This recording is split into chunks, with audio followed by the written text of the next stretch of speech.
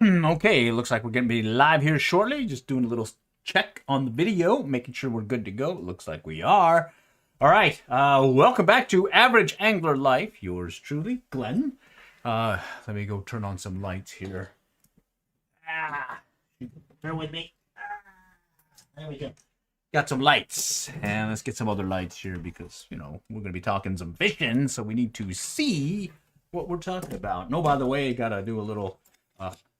All right, Average Angler Life, take one, trout tips. We're doing the Let's Talk Fishing live stream, and it's more of a Q&A, but I'm just going to go over some past happenings and past trips, and then from there, go over some trout tips or tactics that I believe may apply. And so, Let's Talk Fishing Q&A, stock trout tips, and the agenda in this round is going to be talking about some various ways to be catching some trout, especially since the Texas trout stocking season is well underway. Yours truly here in this great state of Texas. North Texas is, well, I haven't hit any Texas locations yet, but here in the next week, December 4, Thursday, the city of Allen is going to get its trout stocking. It's going over there at Bethany Lakes. It's going to be at Main Pond C. That's the one that has the pier, and it's got a little horseshoe-shaped, let's see, pond. And in there, hey, some of these things that I bring up today might help you catch a fish or two. And like the saying goes, learn to fish by my trials and errors, so that you don't have to make those same mistakes. Okay, let's see. I guess we'll start out with some power bait. Okay, I'm just going to talk about power bait from a past stream, and then from there we'll take it into where, you know, I've got some of these articles I posted years ago. I believe those still apply today, so we'll go and shift over there here. But let's go ahead and get this one started. Trout power bait, but I do like using this other power bait, rainbow glitter. It's got a mix of the different colors: chartreuse, orange, yellow, green. Good stuff. Anyhow, the key takeaway that I did with this underwater scouting was, well, I cast the rig as it floated down with that movement. Got some trout to take a look at it. In fact, I had several just take a nice, really long look at it. That was good. But then when it hit the bottom, I let it sit. Didn't get anything. It was in that clobbered greenery stuff. That's where I come back and I say, hey, go with the Carolina rig 2-3 feet off the bottom so it floats up there and the fish will hit it, or at least be able to see it. Also note, as it's been sitting on the ground or on the bottom and I start bringing it in, guess what? Trout start coming again. They're starting to get interested. So when it was sitting on the bottom in the greenery, no go. Hey, lesson learned. Give a little movement to your power bait, and the trout may chase it, and you might get a fish or two. All right, good luck. Okay, so I just wanted to let you, just kind of kick off the live stream talking about some past instances, in that case of using power bait. Okay, and this one is where I'm going to be going to hit a local pond. Again, corn or power bait. I was doing a little test to see which one the trout would be going for. So let me take you here, and then depending on how the Q&A goes and how folks come in on it, I can certainly go into more detail on some of these tactics. Pond, and they had stocked it with a fair number of trout. Unfortunately, they weren't as large as other ones that they've stocked in the past. But we were able to try out power bait and corn. And what we learned this trip, we went up Highway 75, stopped at Walmart, and we found these corn.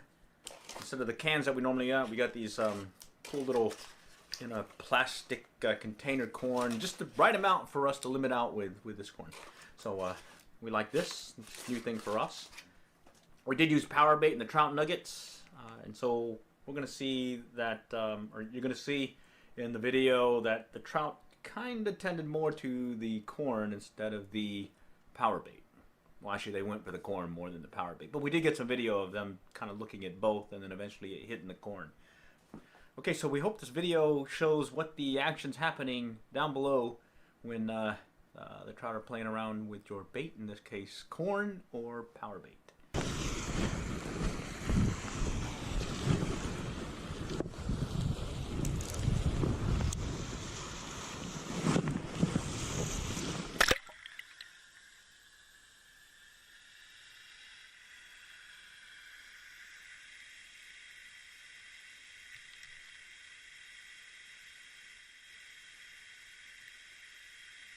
So pretty interesting. I did not anticipate that the trout would be digging into the bottom. I always thought they were, looking for suspended baits, but they actually are digging into that green algae at the bottom of the. In this case, this is Waterloo Park Pond in Denison, Texas. Okay, so they're actively looking for the corn on the bottom.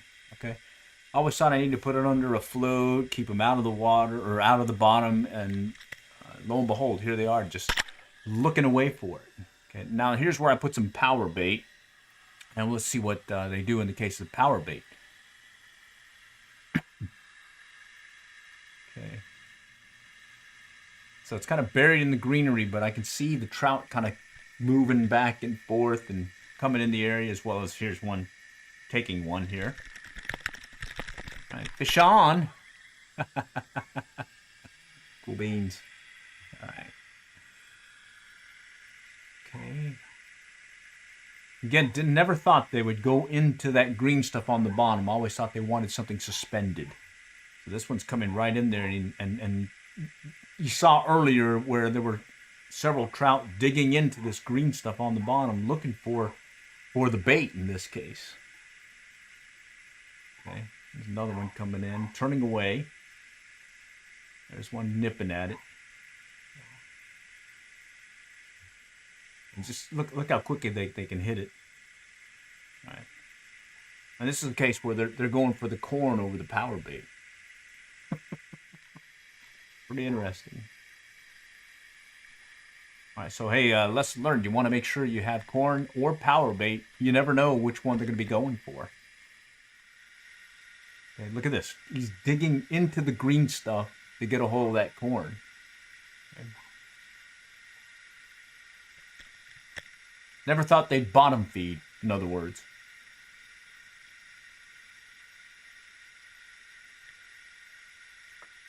All right, I think I got this one on the line. Yeah. He got away. Oh well. Okay, here's some power bait.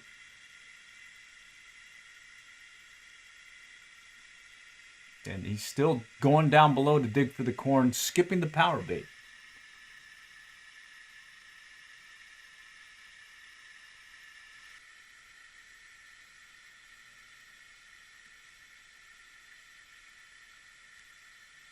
All right, right there. Right on the bottom, grabbing that corn. All right.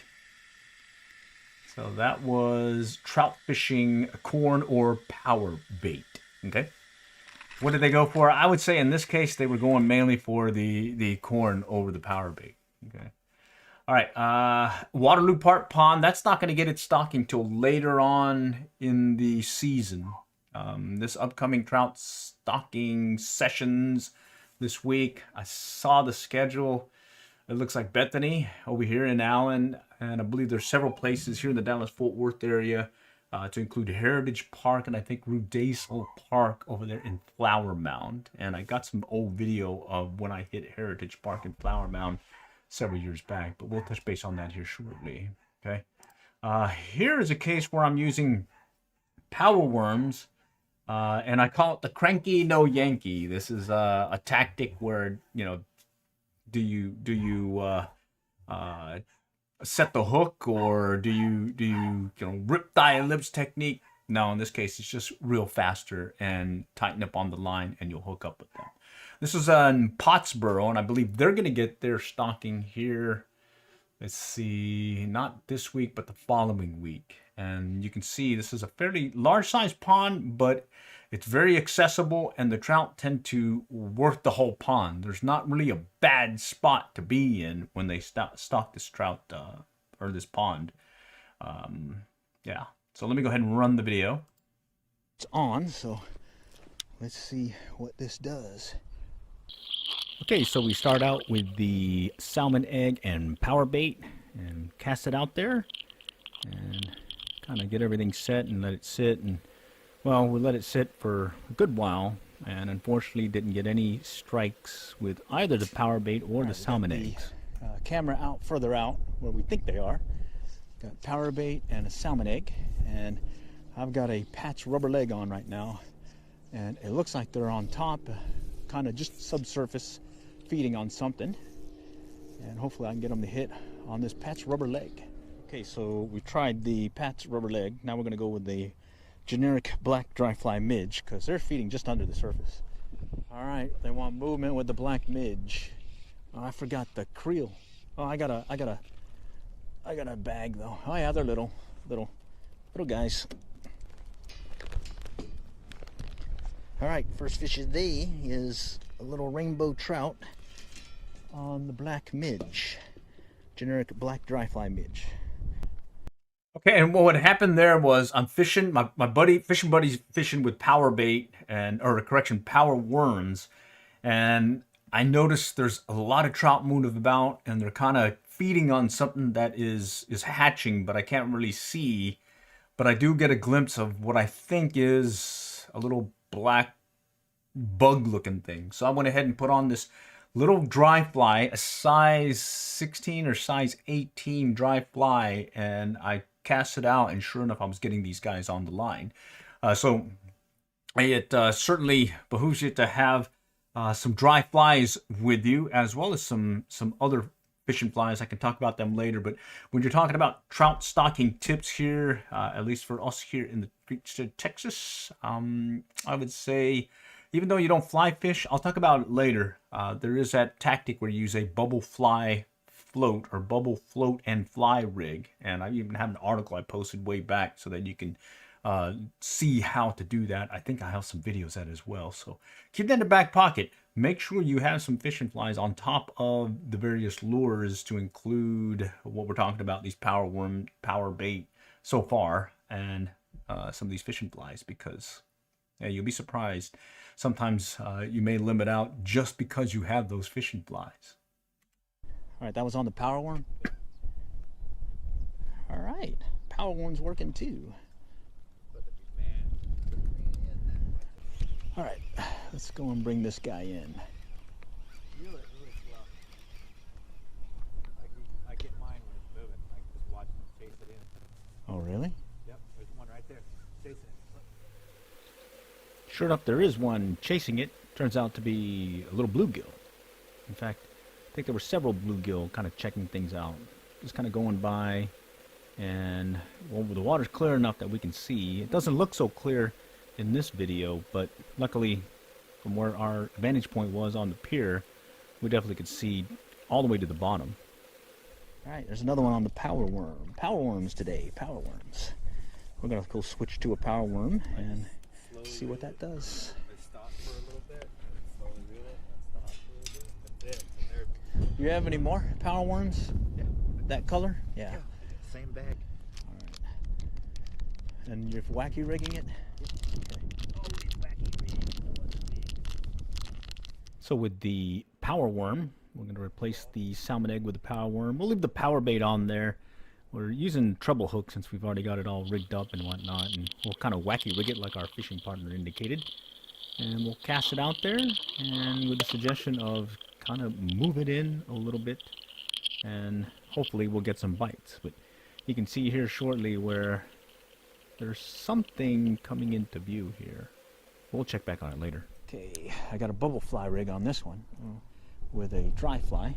We're just going to try reeling it in slowly also, and seeing if we can get some hits. That's good. All right. Oh, there's a hit. All right, this one hit it on the fly. And I'm not using a fly rod. I'm using the ultralight spinning gear. Lost him. Flip him real quick.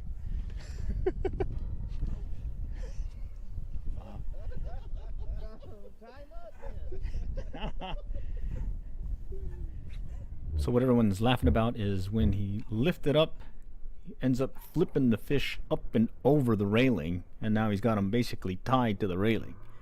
And somehow he's got to unhook it and get it back so we don't lose it. Okay, so it's a little chilly, and we were getting hits off the black dry fly midge. Now we're going to go with a power worm and see if we can finish out the limit.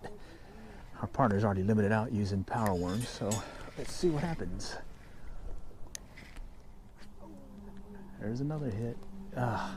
Yeah. You can either stop when you're getting a hit, let it fall and they hit it, or Your father knows. All right, we got a little saving money. commercial. Everything Let me I'm go ahead and wearing, knock that out I've here. had Skip since it here in a moment. boot Okay, there we go. keep going. Okay. See better if I keep going. All right. I'll try it. So I'm doing a steady retrieve, just kind of bringing it in slowly. Stop and go. They want movement. And I've rigged the power worm wacky rigged.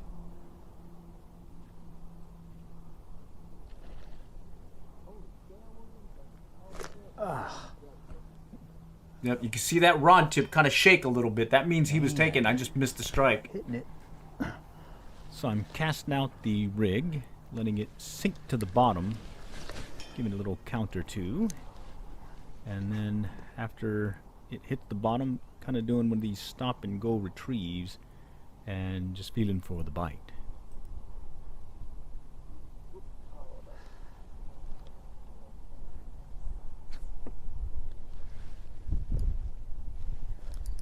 Got him that time. You can just barely see that he took it. Just felt tension on the line. Yeah, finally. He's a bigger one. All right, cool. All right, power worms. Oh, and he came right off. All right. Yeah, he hit it. Hit it. All right, cast it out, let it hit the bottom, and then reel it in. And when you feel it hit, stop. And kind of do a stop and go retrieve. You'll feel it bounce on the bottom, but they're still hitting it. There's a hit. We're just watching the line movement now. There's another hit. Water's really clear so you can see. I mentioned So line note, movement. earlier, I caught that one trout. It was basically reeling in and not setting the hook or yanking back. Well, guess what? I didn't do that this next round. Yeah, two more. I'm getting hit, so it shouldn't be too bad. Oh, man. He hit. Shoot, he hit.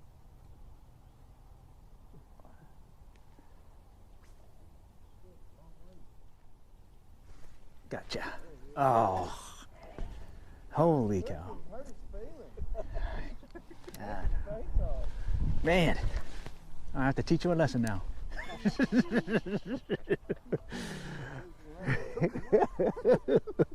You see that? He was on there. Yeah, I did. He was there. All right. So all I should have been doing, and my fishing partners were saying, is basically I should have just reeled okay, in, there we go. tightened up on the line. All right, there. That I didn't was yank it. yanking back, and that's why I was saying cranky, no Yankee. Don't yank, just keep cranking. All right. Don't yank it, just crank it. So sure enough, able to limit out. And as we thought, the Go Fish camera was able to confirm that the trout wanted movement. So we had let the rig sit at the beginning and got no movement or activity. And then as soon as we started kind of doing that little stop and go retrieve. You see how they're coming up behind it Go now? Fish camera, When it was sitting look at still, these guys. They nothing. just started coming out of nowhere. In fact, I think there's a couple times where they actually even bumped it while it was moving when yours truly was bringing it in. So let's just check it, take a look here.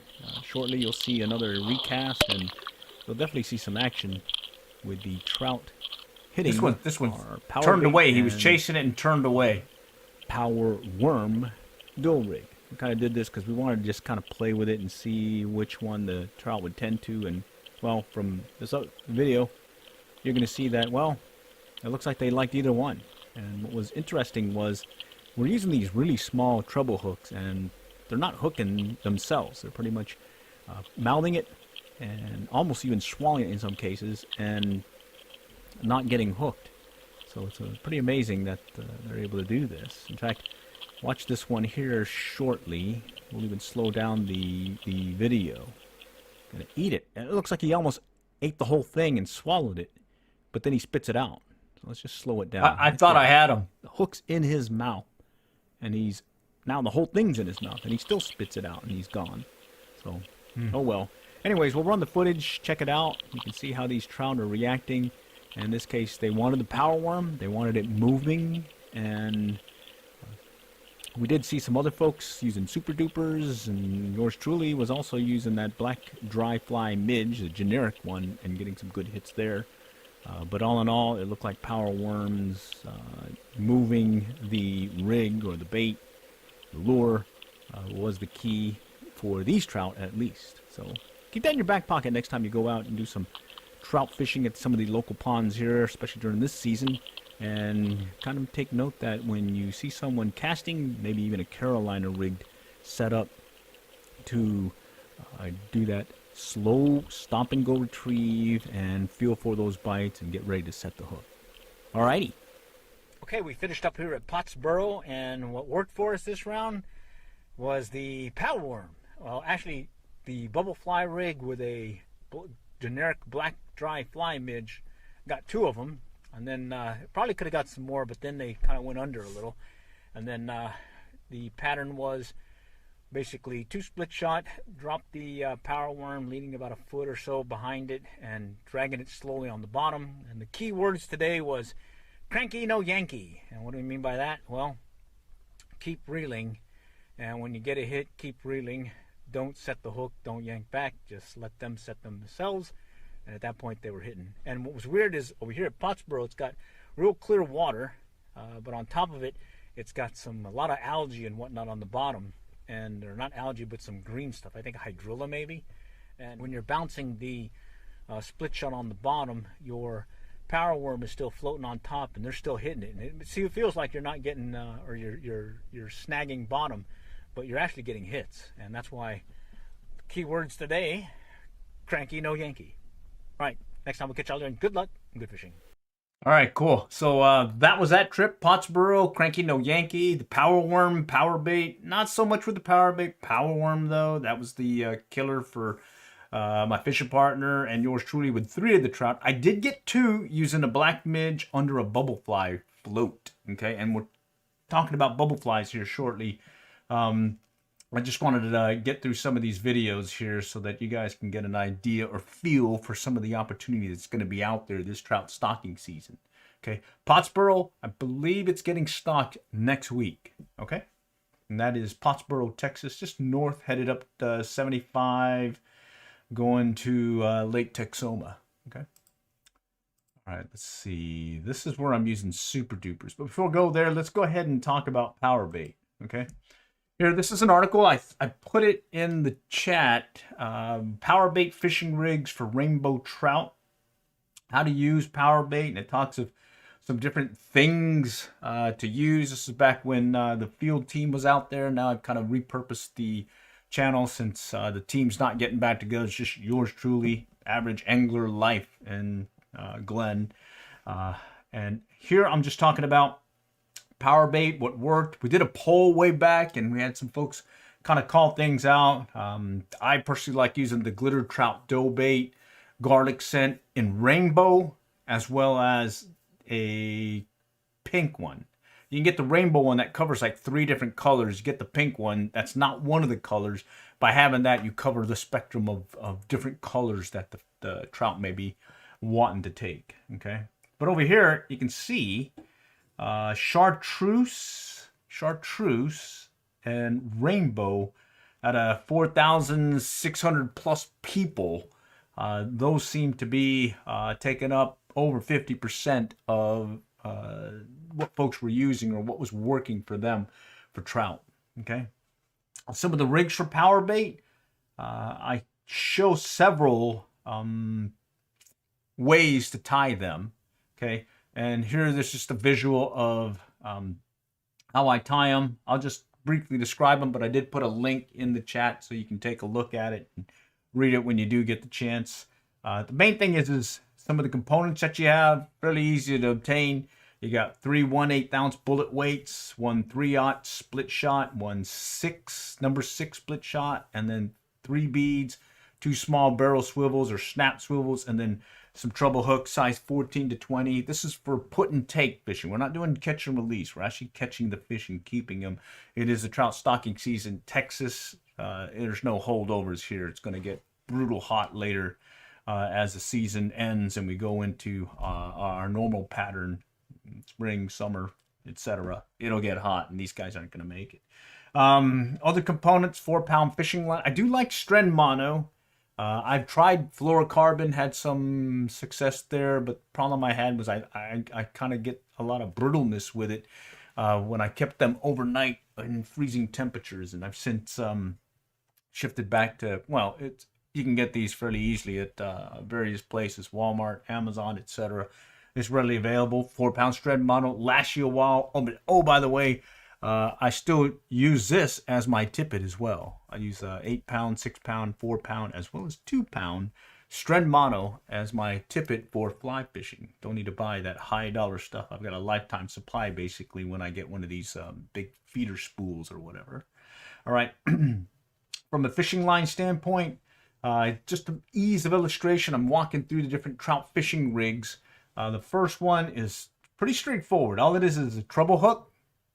Okay, you got the bead, and then you got the little split shot. Okay, in the case of the bead, what I've done is I've wrapped it around. So here's the bead. You run it through the hole, come back around and run it through the hole again through the same side, and it kind of holds that sinker in place, and you can adjust the length of from the weight to the hook by adjusting that bead. Okay, this is one that's fairly quick to put together. It's okay for stocker trout. You're not going to have to worry about it breaking your line because these little stocker trout are not that big. However, if you do get well, a larger size fish, you may have a possibility of losing it with this rig because of the way that bead is set onto the line. Okay, it'll give a little tension and it'll snap on you. All right, so that's where we shift over to the trout fishing rig number 2. Okay, and in the case of rig number 2, you're adding that split shot, the swivel. All right, and basically you're Carolina rigging it. Okay, in the case of number 3, there's an additional piece. You're adding this little weight here. Okay, a little small split shot, and that's going to be more of a stopper. Okay, so normally your Carolina rig doesn't have a stopper. Instead, as the fish goes out, they'll drag the line behind it and trail behind it, and it'll set, that little split shot will set against the worm sinker, and now you're able to actually feel that bite and actually be able to set the hook and make sure he doesn't get away on you. Okay, let's see. And then finally, the last rig, trout fishing rig number 4, it's just basically add a split shot. All right, and I tend to use this one when it's I've broken off for whatever reason, and my hands or my fingers or thumbs, and I need to get back in the game quickly. I just tie on the hook and throw on the split shot and just go from there. Okay, that's a very quick one to tie when you need to. All right, and here I'm just showing you ultralight fishing gear, the schedule, etc. This is posted back in 2013. Wow. Okay, and so that is the power bait rigs for rainbow trout. I've got a link in the dealie here in the chat for those that want to take a look at it when you do get the chance. All right, so now let's go back to some of the video right here, and this is where I'm going to be using some super dupers. All right, and this is in Murphy, Texas, City Complex Pond in Murphy, Texas. It's going to get its stocking, I believe, March. Let's see, March.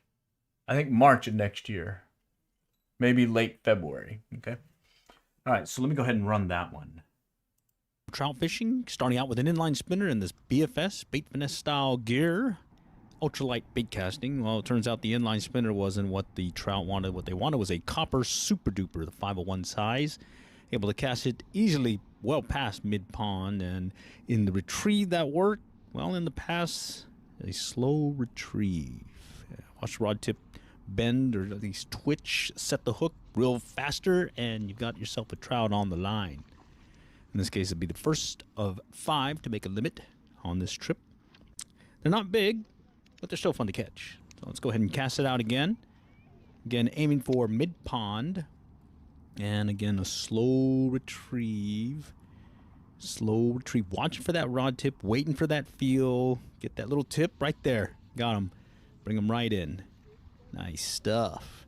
That one hit well, I'd say about mid-pond or so. But they were varying from mid-pond all the way up to pretty close to shore. So bottom line, finish your retrieve while you're out there. So here's another cast. Side cast is what I prefer in this particular rig. This is that Feather Flight Kingfisher BFS reel on that handing rod. And there he is, another one on the line. And in short order, I'll be landing him here shortly. I am using 2-pound test trout magnet monofilament line. And that thin diameter mono is not an issue with this kingfisher. All right, let's go and get ourselves maybe trout number 4. What do you say? All right, mid-pond, slow retrieve, just kind of bringing it in, waiting for that feel. Is he there? Wait a minute, wait a minute, wait a minute. Oh, I think he's going to be biting here soon. I just got to feel it. All right, come on, come on. All right, and it'll be pretty close, I believe, on this one when he actually strikes. So, yeah, there he is. Finish retrieve. That's basically about maybe 20 feet away. Get him on the line. Put him in the creel shortly. And let's try doing it again. See if we can get our number 5. So this is number, well, it's supposed to be number 5, but oops. Fell back in, dropped it, and he got away. But again, you can see that that was up close when he hit, about maybe 20 feet or so. This last one, well, let's see what he does. We'll just kind of reel it in slow again. Steady retrieve, and wait for that twitch. Wait for that indication of a strike. You'll feel that tension, and when you do, just start reeling faster. All right, there we go. Got him. This one's a little bit further out, and he put up another quick fight, but hey, he's going to be in the bag here shortly. So yours truly getting a limited trout on the Copper Super Duper. And now, well, let's see if we can get one to hit again. Just for funsies. Oh, there he goes. Right there. Nice. Okay, that one was well past mid-pond. And in this case, he pretty much hit it on the drop right when I was starting to retrieve and whatnot. So, hey, it's a fun time. And when you're out there, do keep in mind the bait finesse style gear. Really educate your thumb as well as feel that fighting on that rod. Definitely is different feel because it's ultralight fishing for these scrappy little fish. But every once in a while, you'll get that nice sized bruiser on there. Alrighty, and there he is. All right, let's go check out the limit. There he is. We got ourselves 5. Did a little catch and release, but bottom line, you can only keep 5. All right.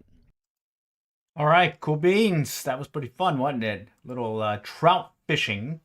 Let's go shift back again to some of the articles that I wanted to call out. In this case, talked about earlier about setting up a bubble fly rig, bubble fly float.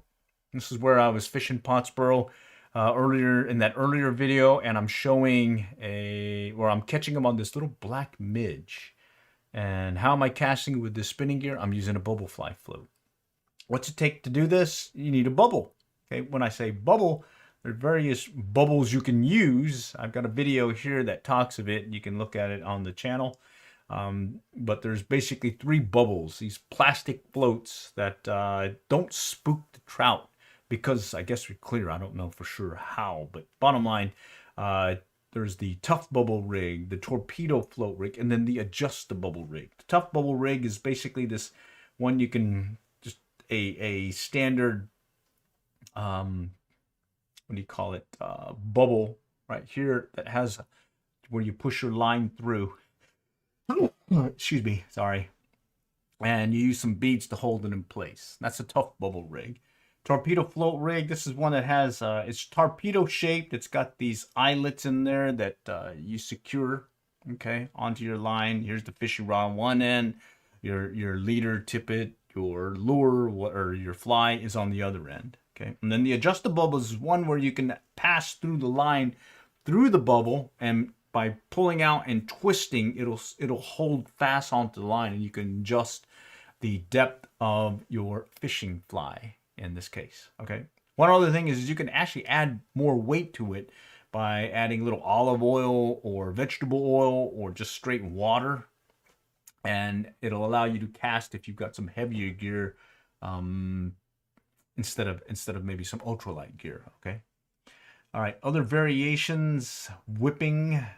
This is one that some other folks had posted online, and I just wanted to call that out and then showed some other things about bubble fly rigs. So that's the key. If you have the opportunity to fish for trout, especially these Texas trout, sometimes there are locations where they are not wanting to strike on bait or on your traditional lures, your ultralight lures, your super dupers, inline spinners, etc. It takes a fly, a fishing fly, and that's all they're wanting to strike. Having a bubble fly rig is a good thing to keep in your back pocket, as well as some of these fishing flies. So make sure you have some of those in your tackle box when you're hitting these trout this season.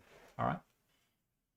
Okay, let's go back to one of the other videos here. DFW fishing super dupers. Hey, let's talk super dupers, okay? Second day of stocking over here at Bethany, and it's early morning before sunrise. I think it's going to be sunrise here shortly. I'm going to give it a shot here real quick and see if something will bite. Using a silver super duper this time. Let's go look over here maybe. See if they're jumping.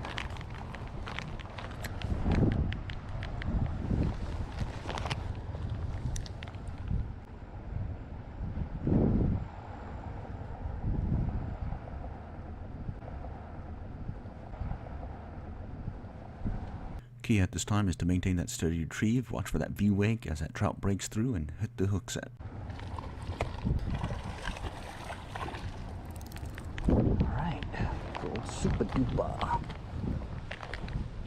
We can see him moving around, schooling, so that's a good sign. That's number one. Hitting the gold one. Silver one didn't want. And they want a fast retreat. Kind of see a V-wake when they come look at it. Let's see if we can get another one. See a school out there. Let's see if we can cast to it. Nope, not that time.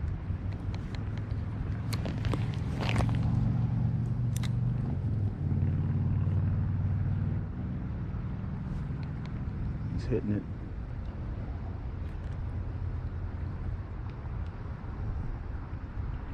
Dang it, we hit it. Missed him. One on silver, one on gold. This will be, missed 4 other ones, so hey, it's the way it is. The school's coming back, so see if we can get another one to hit. Oh, I see a school going by. He went for it. This one's chasing it and he hit it twice. Dropped it. There's the swipe.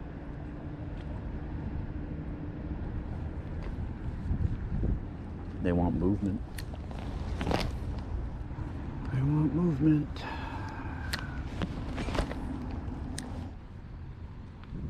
Passing schools as they go by. This is a second one on a silver super duper. Okay, so I just wanted to show you that hey, they may not be hitting your fly every single time or your lure every single time, but persistence is the key. Just keep casting, keep going, and if you do find a pattern that is working or you're getting some strikes, definitely stick with it and keep at it. You're gonna hook up, okay? Yeah, so let's shift to another one now.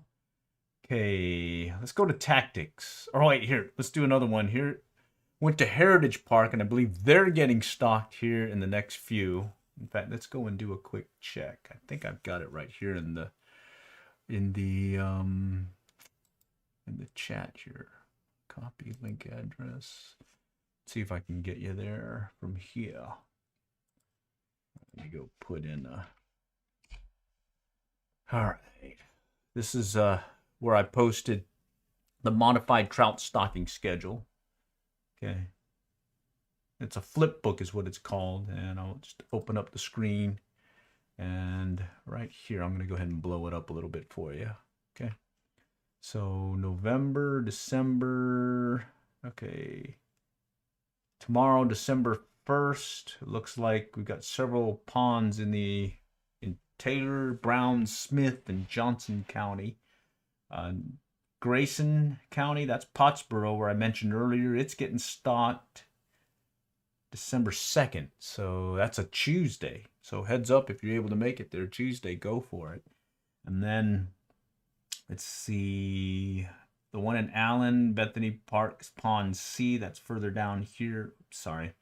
Bethany Park C, that's getting stocked December 4, so Thursday. And let's see, thought I saw it here earlier. Tarrant, Dallas, Carrollton. Trying to find it. It's there it is. Flower Mound, Heritage Park, December 3rd. Wednesday. All right, so Wednesday. Heritage Park as well as Leonard Johns Park in Flower Mound. They're getting stocked. So let me flip back to right here. This is Heritage Park. It's getting stocked December 3rd. Live Oak, December 2. All right, cool.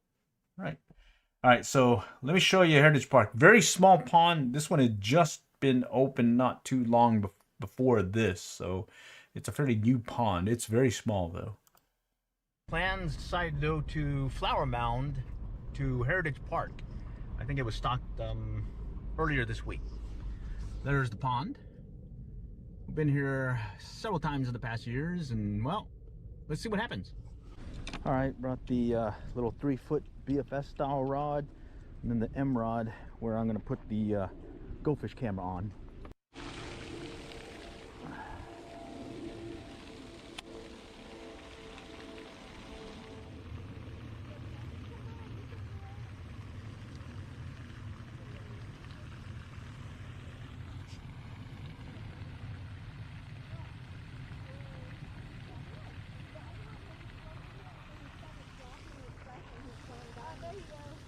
Water is super clear. Wow, that's small.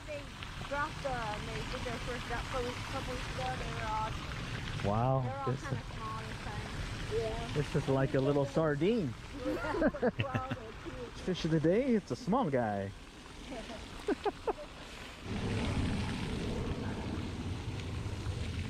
Getting some good cast out there, but the fish are actually down here. So what I'm going to try doing here is the stop and go retrieve with that Super Duper using the 501. So it's a lighter weight gold Super Duper, not the, I think it's like a 1 1/4 inch in size. And as it's coming in, I'll start doing just a jig up and down, see if I can get them to hit. And sure enough, I will get them to hit. Unfortunately, I won't be able to keep them on the hook, and I'll end up losing them. So I'll end up going back to just, well, fishing near the pier. Yeah, they're little. Little guys. Is that about as big as they're coming right now? Yeah. That's it? Yeah. Wow. That's already the size you're getting now. Wow. Okay. Well, this is the 501 Gold Super Duper. We've gotten hits on the silver as well. They're hitting corn. They're all down below here, but we are getting a few hits out there in the middle of the pond. So, liking how this one's casting. Let me go and show you how good it'll cast. All right, not bad, huh? 2 fish with the little 3-footer here, and we're getting some really good casts. But now I'm going to switch over to the M rod and put on the camera, goldfish camera. So as it turned out, it looked like the corn would be the bait of choice, but they kind of didn't want the corn after a while, as well as the different baits that we tried, power bait, power worms. And notice I dropped the camera just at the base of the pier. Didn't have to cast it, just dropped it vertically down, and look right there, there's just trout just lingering over here. What ended up happening was, well, they wanted shrimp as well as bread. We're just doing some bubble fly, but this time we're actually using bait. Got some corn and power bait and get some hits now. So we'll see how it goes. All right. Got one on a fishing fly. We got hooked up with somebody giving us some shrimp. So number 3. Go figure, shrimp. You got to make sure you hook them because, well, they're real small. They'll make like a little dinner snack thing maybe. This one's on. It's running. Okay, got him. And again, this is Heritage Park, Flower Mound. It's getting its stocking December 3rd. All right. They're not very big, but hey, that counts. To show you the casting of this thing. All right. And what I'm doing is I'm casting a bait caster. It's designed specifically for ultralight bait casting, bait finesse systems. This is the Shimano Scorpion BFS XG. I'm using a little 3-foot crappie rod. I just wanted a little bit more portability, and I'm able to cast this little super duper lure, like the 501, and cast it no problem without any backlashes. I got my thumb educated, of course, though. You can get it out there by the water. And yeah, over there by the water deal. So that works. All right, success. Able to. All right, that was Heritage Park. Certainly fun times there. Let's see. The next piece, this is another one. This is using rooster tails now, and I believe this is at Town Lake in McKinney, which will get another stock, or it's stocking next year, I think February, March as well. But before we go there, I want to go back to some of the tactics, okay? In this case, I called this article Trout Fly Fishing with a Spinning Rod and the 1-2-3 Strategy. And what I'm talking about here is not really just fly fishing, but trout fishing in general for these stockers.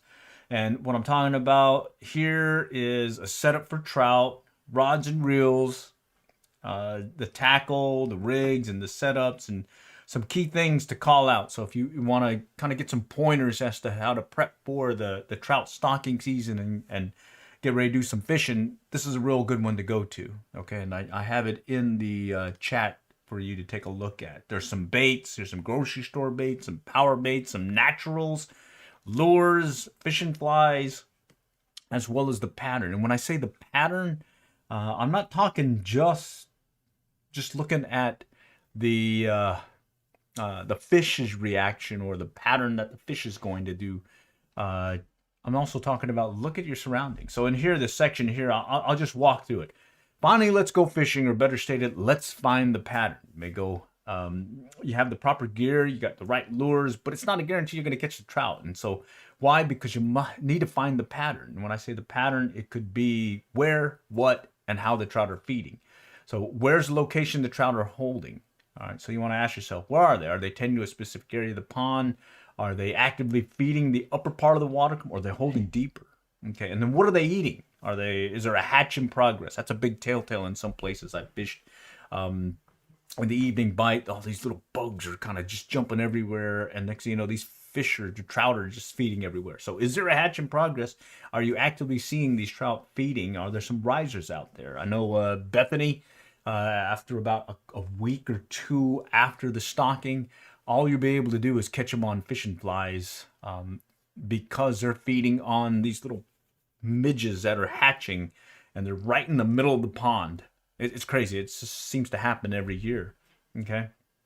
Also, was the pond stocked recently? So, you know, further away from the trout stocking, initial trout stocking, it could mean that they may be acting different. Just like I mentioned Bethany. Bethany, initially you're catching them on baits, but later on they'll be shifting over and they're wanting these little bugs that are hatching a week or two later. Okay. Let's see. There's some other stuff here, but I also want to call out when you're finding the pattern.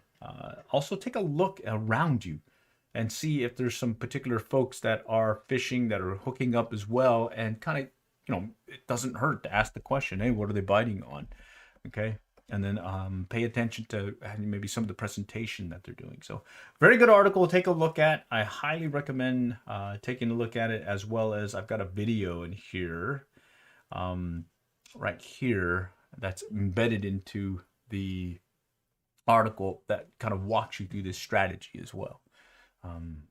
Yeah, it's a good refresher for yours truly when I forget sometimes, because I've shifted over. I was doing some striped bass fishing earlier this past week, and now I'm going to be shifting back over to some stocker trout fishing. All right, so let me close that out, and let's go on to Town Lake fishing rooster tails, an inline spinner. Okay, same thing applies. Inline spinner. It could be your Panther Martin spinner. It could be your Mepps Aglia. All apply. They're inline spinners. Just hey, take a look at the video. Late to go check out the trout derby, at least after the trout derby. Checked out the 2 ponds that they have there. Got it netted out, but it looked like there was no activity there, so I was going to give it a try with this silver super duper on the bait finesse style gear that I was using. And guess what?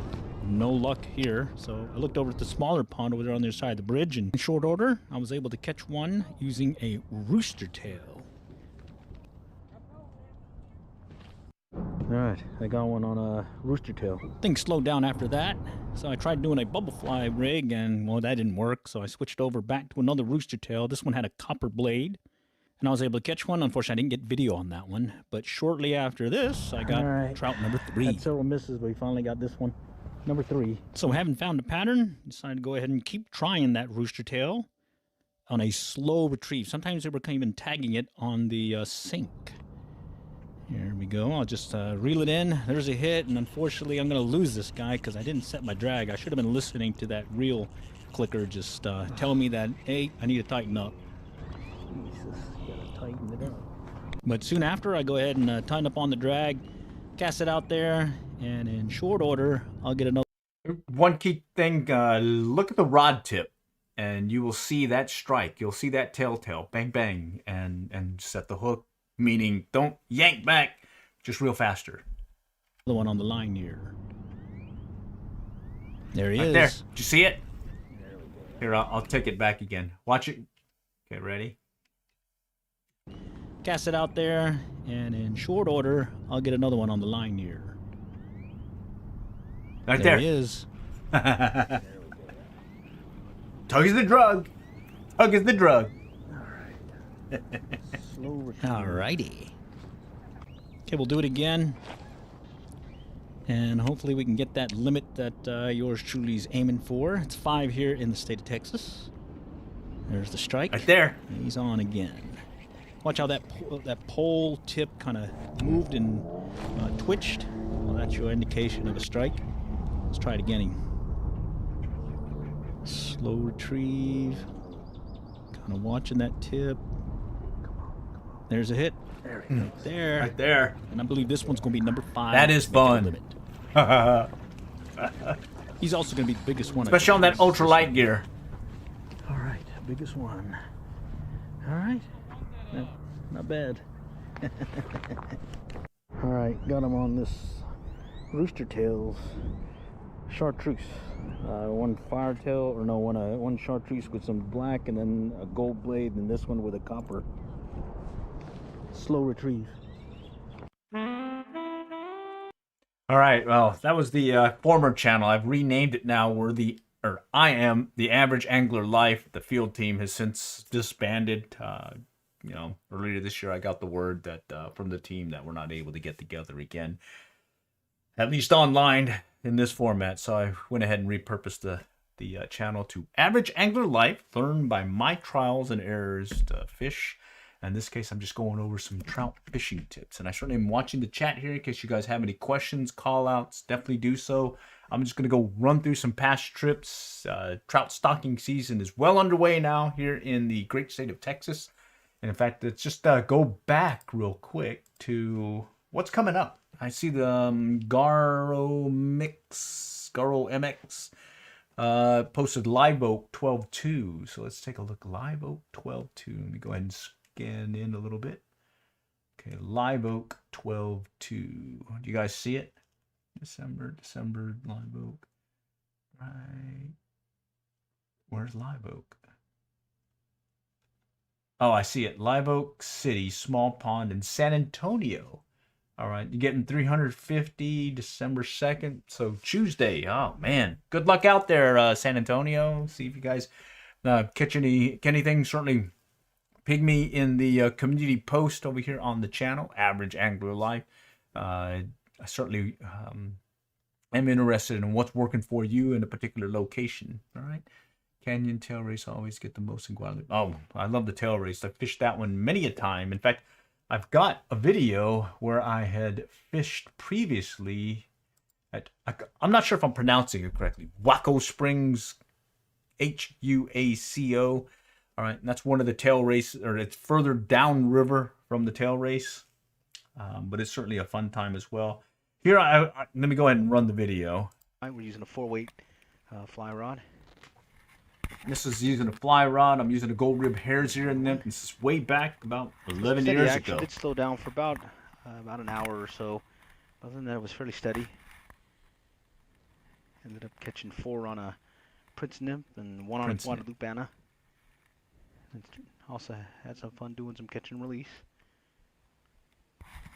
Okay, and one thing to call out here is we'll have to look at the Texas Parks and Wildlife schedule. I saw yesterday they still haven't updated it. Is Waco Springs, is it going to be still a free access point to the river during the trout stocking season? In past, I've gone here. All you do is just check in and you go right in. They let you fish, no problem. Versus some of the other access areas where you do require permission, if not the Trout Unlimited Guadalupe Trout Unlimited lease. Okay, but anyways, one thing that I'd call out here, specifically this section of the river, is there's a lot of these channels that run through. Like you can see some dark pockets, you can see these channels, and the trout are kind of lingering in between those channels, and I'm kind of working between them and running my fly under a strike indicator. In this case, I mentioned Prince Nymph as well as a Guadalupe Anna. I believe I've gone out here with the gold rib hare's ear nymph. Bottom line, they were feeding off that. I was setting the indicator about 3-4 feet above the indicator and matching the drift, the bubbles that were going through the water. I was just making sure that I stayed there and basically set the hook. When in doubt, set the hook. So if it shook, if it hesitated, if it went under, set the hook, and I was able to limit out. Definitely a fun time. Love the Canyon Tail Race. Love the Guadalupe River in general. And oh, by the way, it is the southernmost trout fishery in the U.S. All right. Okay. Let's go back to Increase Your Catch. This is an article I wrote back in 2023. Wow. Okay, well, several years ago, a couple years ago. Increase your trout catch with tandem rig fishing flies. Okay, what I'm showing here is there's been a tendency, and I've got an infographic as well as I believe I've got some specific videos where I've gone out using this setup. I've used it at the Lower Illinois River as well as Beavers Bend State Park, Lower Mountain Fork up in Oklahoma. I've used it over there at the Blue River, also in Oklahoma. I've used it at the Guadalupe, and I've actually used it on the Brazos as well as the Trinity here in Fort Worth, fishing for those stock trout that they do later on in the year as well.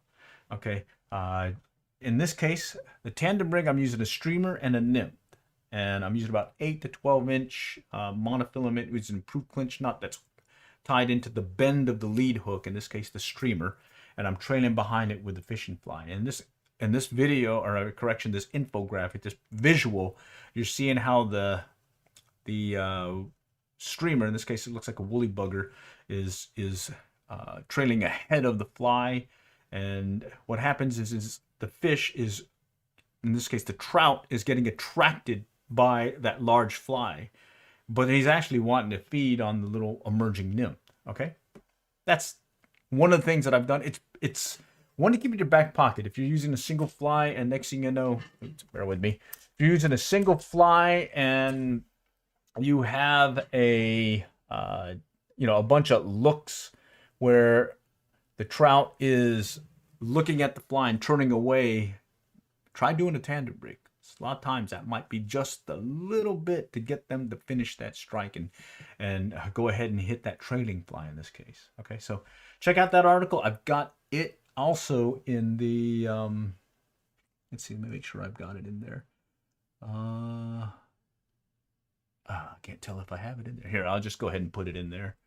Okay, right here. Right there. Okay. All right. So do take a look at that one. All right.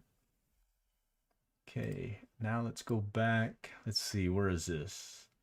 Oh, this is Rowlett Community Park. This one, I'm not sure when they're getting stocked. They used to stock in February of each year. And then they've since shifted to earlier in the trout stocking season.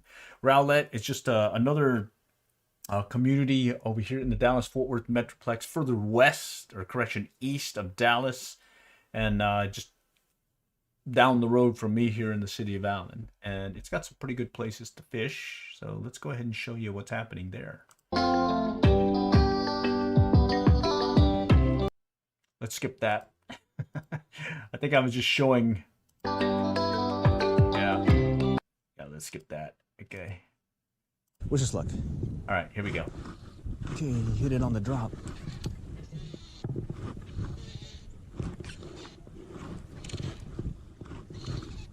Foul hooked it. Some kind of shad.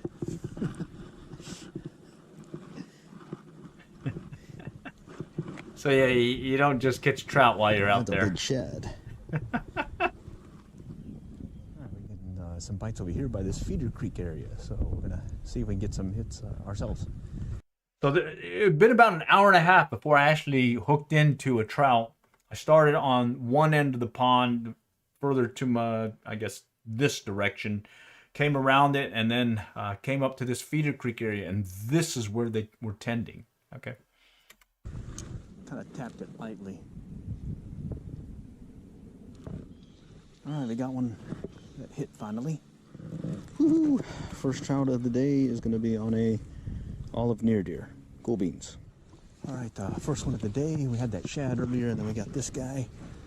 Let's see if we can get another one on that olive near deer using that Trout Max shooting head. All right, we got a quick hit on the strike indicator. Weren't paying attention, so we end up missing it. Hopefully we can get him to hit again. Just barely hit it, and we just weren't paying attention.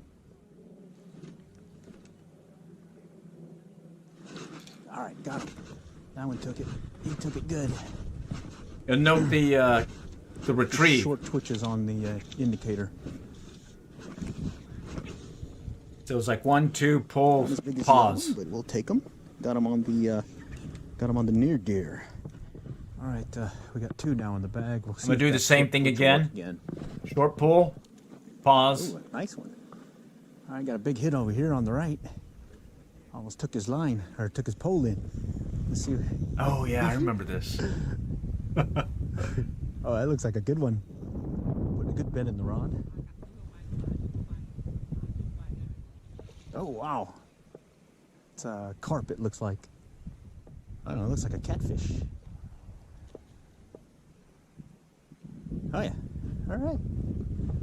So be prepared to Let's see if catch we get something on the else other pole than a as trout. We're bringing it in. Looks like they want some movement this time. And this looks like Okay, and here's the weird thing. Right over here where my cursor is, they were all tending to this side of the bank. So I was having to cast well past mid-pond and work the fly in this area. Earlier I'd walked the area and I could see how it was kind of sloping a little bit and then dipping down, and they were kind of right in that little slope area where I could just kind of get the fly here and kind of stay on the edge, and they were then tending and or going for my fly. I didn't get any hits up close. All of it across the to the other bank. this looks like another trout. Let's go ahead and bring them in. We'll go ahead and get them on land because we're going to keep these guys. Put and take, basically. All right, another nice looking one. All right, like we were saying earlier, this one actually hit as we were bringing the line in. Actually, we gave it a little faster retrieve, so may mix it up here in a moment and see what happens. Okay, that one took it. This time we just did continuous short pulls till it went under. Another nice one. Oh yeah, the jumper. All right, number 4. One more to go and we can call it quits. Okay, one's playing with it. Just kind of hesitated on the setting of the hook. So let's see if we can get him to take it. Got him. All right, took it under. All right, we got him this time. Oh, he's a jumper. Oh, he's a little one. Maybe we'll let this one go. Let's let this one go. We'll get this one bigger. All right, this is number 5, but we're going to do a catch and release in this case because he's kind of small. So we'll see if we can get some bigger ones this time. All right, we're getting these little taps, so I'm going to recast it and see if maybe we can get a bigger one to chase it.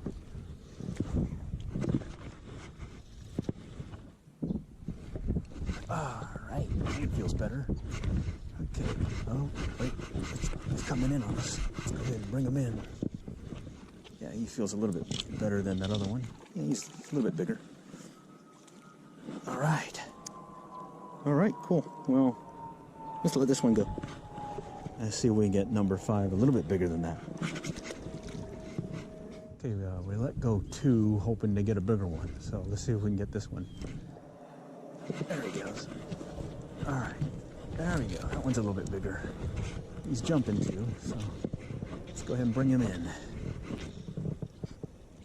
Yeah, definitely bigger than the other ones. Cool beans. All right, this will be number 5. Then one thing to call out, I'm using a 4-weight 8-foot breading to pursuit rod along with a Fly Start 2 reel from Ross.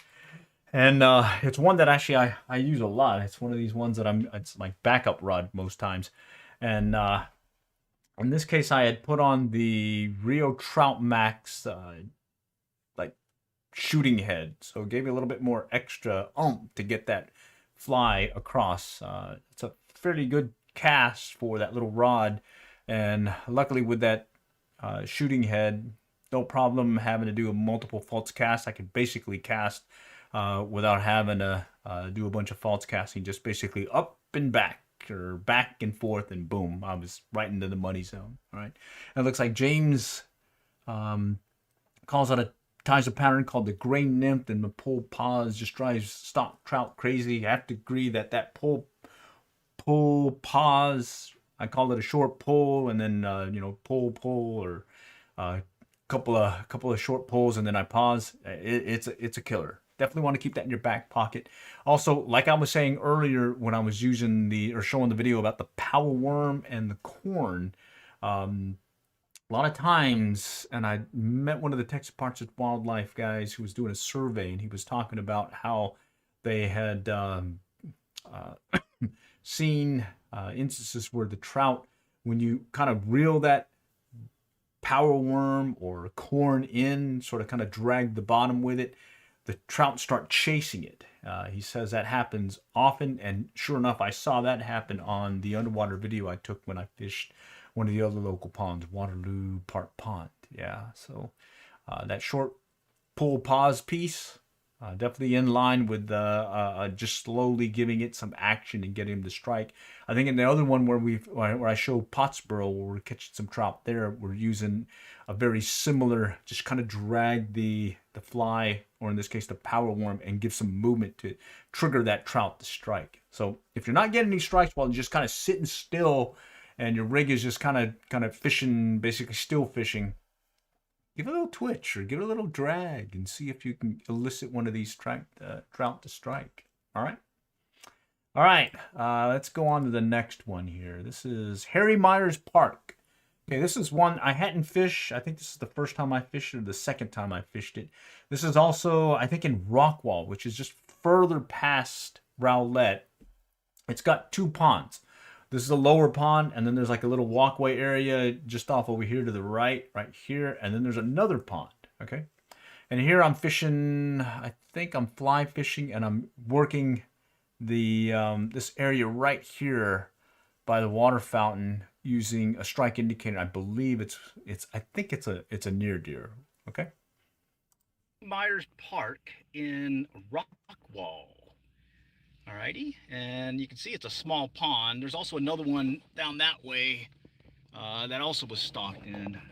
I got a limit. I was using a olive near deer under a strike indicator. There's that little 4-weight 9-foot rod, and well, it was pretty interesting. Didn't think it. I thought it was going to be a bigger pond, but oh well. It said, let's go take a walk around and see what we see.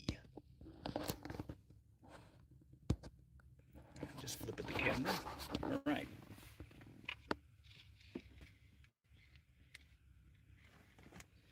Let me bump it here.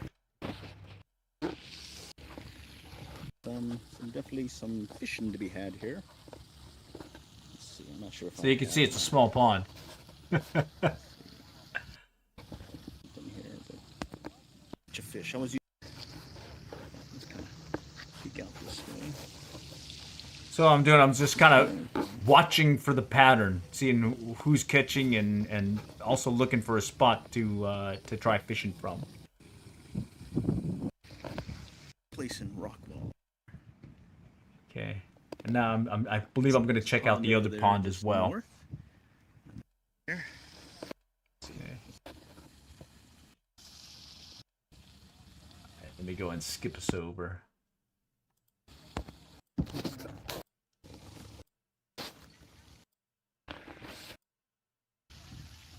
Okay, yeah.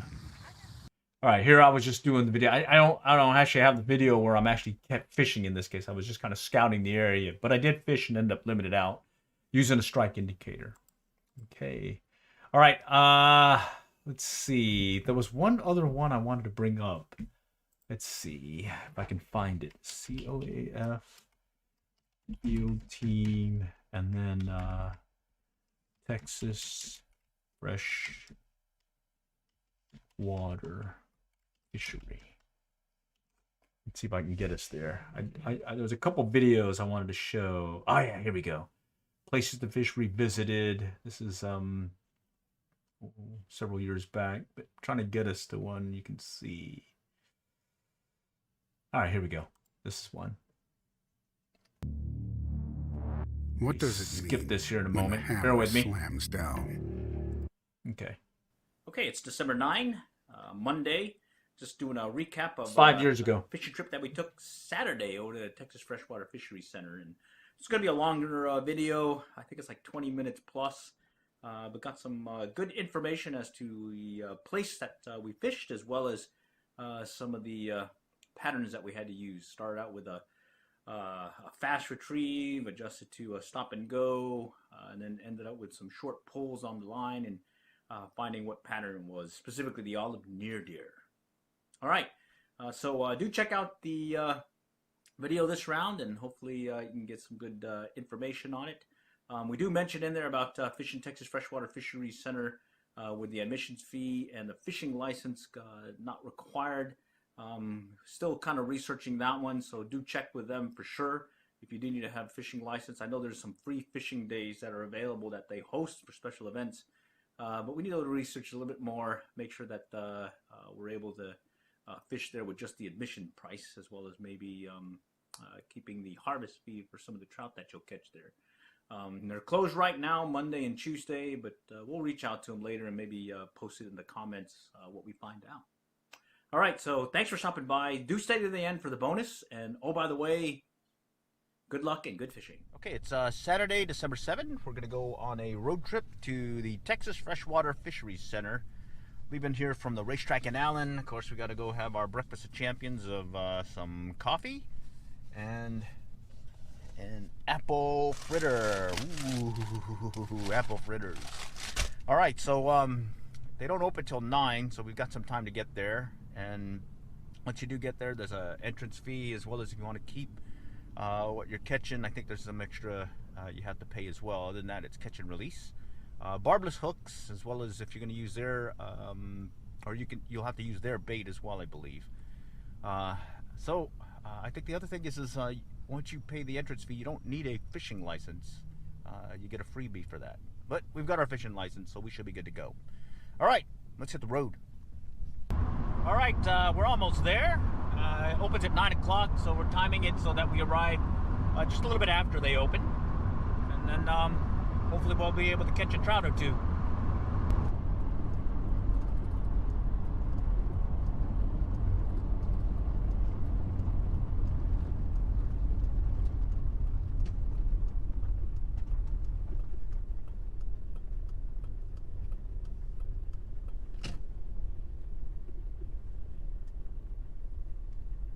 Okay, we're coming up on the entrance to the Texas Freshwater Fisheries Center. We brought the TFO fly rod with us, and we're gonna have to go and pay the entrance fee and maybe have to pay that extra to keep what we catch, which is luck.